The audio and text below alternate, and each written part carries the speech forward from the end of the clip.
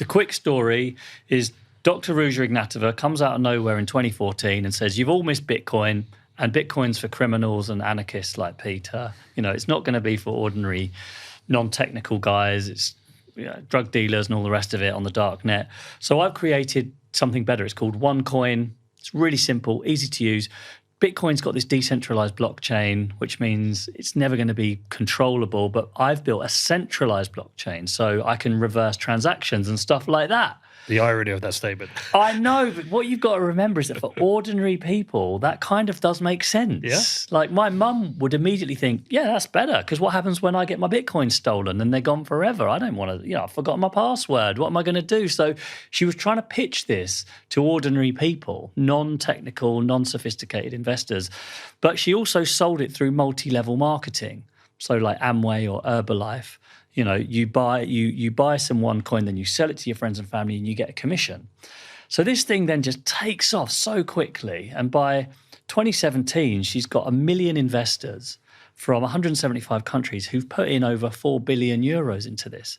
The price of OneCoin keeps going up, but she keeps saying it's not available to trade yet on Kraken or Poloniex or one of these, or Binance, but it will be soon. That day never comes. October 2017, she gets a Ryanair flight from Sofia, Bulgaria to Athens, Greece, and just disappears into thin air. She's gone with at least 500 million of investors' money. That's what her brother says, but it could be more than that. And she's been missing ever since. I mean, and really, the whole thing is just a pyramid scheme. But she'd put crypto in there to make it seem new and original and fresh. And she captured all the hype of Bitcoin. Because every time the price of Bitcoin went up, these OneCoin investors would think, wow, I'm on the next one. Because they were so gutted they'd missed the first wave. And, back then, $500, it did feel like you'd missed it. Felt too late.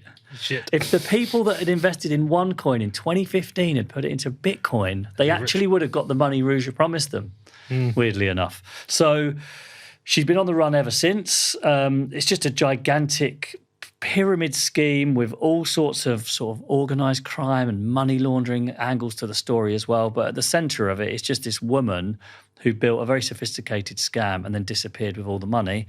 And then the FBI, finally put her on the 10 most wanted list just about 3 months ago. And there's a lot of victims around the world. Is there any particular example story of a victim that would be a good example to give to people of what people have been through? I know there's, because we spoke to Jen McAdam a while back, and I know there's, was it? I'm trying to remember the African country. The guys in Uganda. That was it. Any particular example or more than one? There's so many. And, the whole of the OneCoin saga has become a bit of an industry in its own now. There's documentaries being made. There's movies being made. It's really become a sort of a big story, if you like. The typical thing is the average investment was about 5,000 euros. And these weren't wealthy people. So 5,000 euros for a lot of them was their savings. It was the money they'd had, the only real savings they had. Some people would remortgage their house. Some people would borrow from friends and family because they weren't interested with their 5,000 euros. They weren't interested in 10% annual returns. What good is that going to do them? They want to buy a Lamborghini. They want to go on holiday. Ruja's offering 300% returns immediately. 10,000, it's going to go the way of Bitcoin. It's going to go up 10,000% in a year. And that's what people are interested in. What would often happen is someone would invest maybe 200 or 300 euros. They would see the price of OneCoin was going up. They might even be able to get some of it out because they did have a clever internal exchange site where you could sometimes trade some OneCoin for some quote-unquote real money. Sorry for the expression. But who was setting the price? Because there was no market. No, Ruja so was she was just changing the price whenever she wanted. So it was just going up and up and up. Did it ever go down? It never went down. It never went down. It just went. It was like the FBI's actually posted a picture of the graph of the price, and it's just a staircase. It just goes up and up and up and up. Where can I get some? Yeah. So, but typically, and this was why people like Ruja are brilliant students of psychology more than technology. Like they understood that if you can give someone a small payout, so their €100 investment did turn into €500 and they got that money back, they'd immediately put €5,000 in straight away and that'd be gone for good. So they were very clever, and I heard that over and over and over again. I mean, in Uganda, the guy I spoke to, Daniel, he'd sold his goats to invest it in OneCoin. His mother had then put her life savings, 2,500 euros, into OneCoin. I spoke to a former winner of the Eurovision Song Contest in America, where she was from Israel originally. She'd invested, I can't remember, if it's tens or hundreds of thousands. Yeah, hundred and something $1,000. Her, the money that she got after her husband died. I've even heard of people with, believe it or not, PhDs in finance that have invested money in OneCoin. Huh. A doctor from America invested $900,000 into OneCoin. So it's everything from a very, very poor person in a rural village in Uganda. And when I was over there, I'd meet people. Everyone had heard of OneCoin in Uganda. It was so interesting because there's a real hype about crypto in those places. And sometimes it was a bit sad. All the exciting hype and the laser eyes and all the stuff that was going on here, behind that, there's some victim in a small village in Uganda who wants a piece of the action and has lost his life savings of 500 euros. So it was tough, yeah. And the weirdest thing is this month, OneCoin events are still taking place. So I've got Finland. This on here. I've literally here. Is it still being sold? Yeah, it is still being sold. Who's selling it for who? They have rebranded it as the One Ecosystem, so they've got a new name for it. There was meant to be an event in London this week, Monday just gone, but a load of the victims contacted the people that were hosting the event somewhere in London, and they got it cancelled. In some ways, I'd rather went ahead to go and see who's involved. Yeah, I wonder, actually. Yeah. I was actually hoping to go there myself, but so it who's got cancelled. they? You say they are still selling. Who is it? Do you remember I had a weird phone call in season 1, like the first season, with this guy called Cameron High, who I phoned him up and he started calling me unprofessional and all the rest of it. Oh, maybe. You probably wouldn't, Yeah. He's still involved. He's still pushing it. Other former promoters are still pushing it around the world. And often, see what... Okay, so it was being marketed in 175 countries. So in places like Thailand, they're still hosting big events. Like the regulators aren't doing anything about it. It's not really being stopped. So you can the FBI can stick Rouja on their list, but over in Thailand, it's still going ahead as normal. But are these like separate entities who have got individuals who are exploiting it, or is there still a funnel to some top? Both. It's both. See, I think both things are happening. So One Ecosystem. So it's kind of decentralized now. Ironically, that's why it's so hard to control. So there is still a head office, the same office in Bulgaria, in Sofia, Bulgaria, that's still open. The One Ecosystem, they're calling it, like I said. Is this the website? Yeah, that looks like it to me. Do you know the crazy thing is, it says our cryptocurrency was designed for regulation, not speculation. Yeah, on exactly. the website. Yeah. Do you know what that sounds like? What's that? BSV. Yeah. It is, because that's what the BSV people started promoting. And I think I'm okay saying this. One of the things that Craig Wright was been pushing is that you should be able to return coins to people. Like your private key isn't finality. It doesn't prove ownership. So that's something that they push too. Wow. Yeah.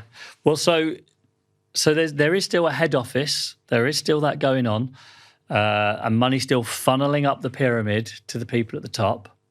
But I also think that out in like a small village in Uganda, you'll still have promoters who are just going around knocking on doors, village to village, and saying, "Hey, give me some cash, and I'll give you some more. I'll send you some more, and I'll open an account for you on the website, but we'll make it between us."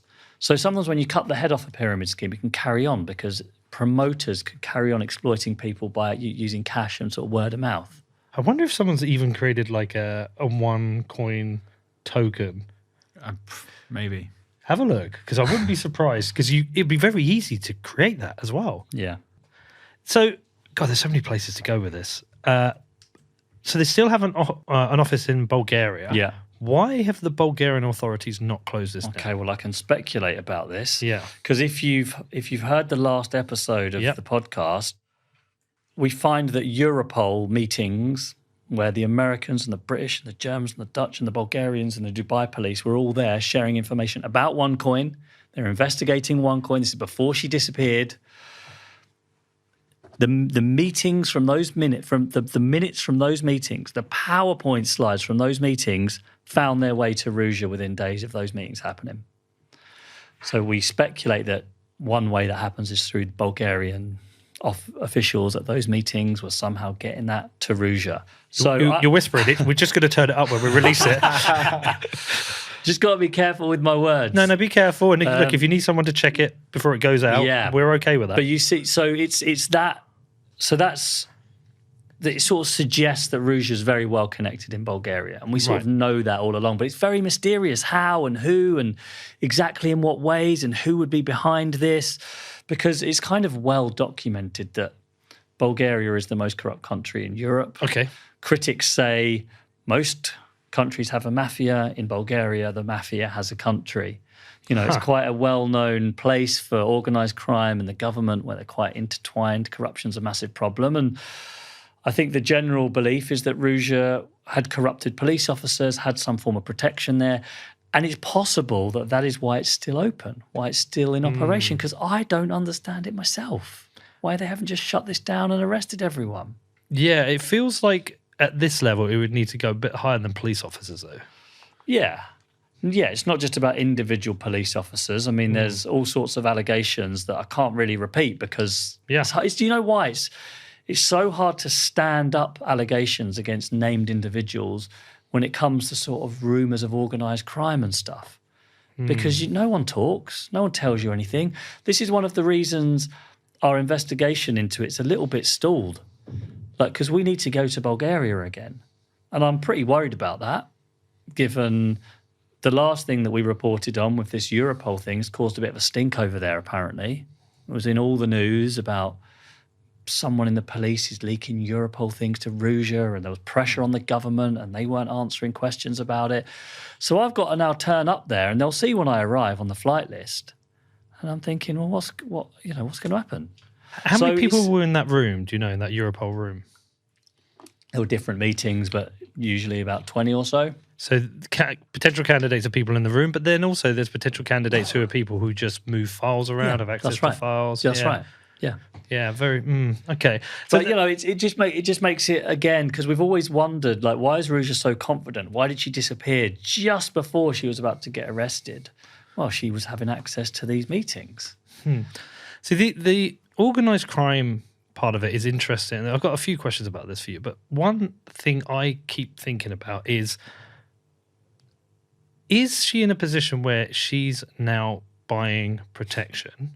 And even if that is a case, at the point where you've bought protection of very kind of scary and dangerous people, does there come a time where they then own you? Yeah. And, she needs to be kept protected, and maybe it turns to where it's an exploitative relationship with her. It's like, no, give us the money.